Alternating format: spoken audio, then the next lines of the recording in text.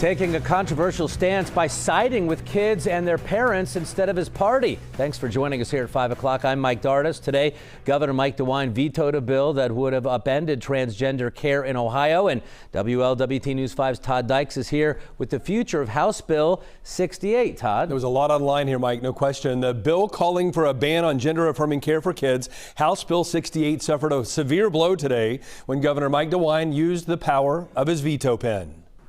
Parting ways with his fellow Republicans, Governor Mike DeWine blocked a bill that would have kept kids struggling with gender identity issues from getting the appropriate medical care. These tough decisions should not be made by the government. They should not be made by the state of Ohio.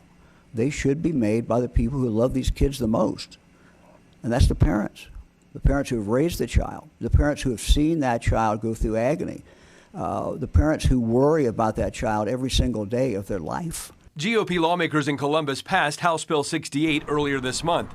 In addition to a ban on gender-affirming treatments for minors, it would also have prevented transgender athletes from taking part in girls' and women's sports. The sports ban was supported by Riley Gaines, a former college swimming star who told a Senate committee how deflating it was to compete against a man transitioning to a woman during an NCAA event last year. Female athletes are losing not only titles and awards to males, but also roster spots and opportunities to even compete. DeWine called the trans athlete part of the bill important, but made it clear he used his veto power because he's convinced that all kids dealing with difficult gender dynamics have to be able to get help from a comprehensive care team.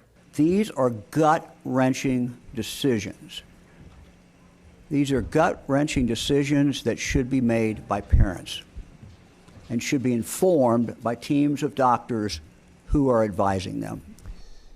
Now, GOP lawmakers do have the power, based on the number of seats they control, to override Governor DeWine's veto. It's not clear yet if that will happen. One local Republican, Jean Schmidt, who represents Loveland, said in a statement she looks forward to working with leadership to address the issue of overriding the veto.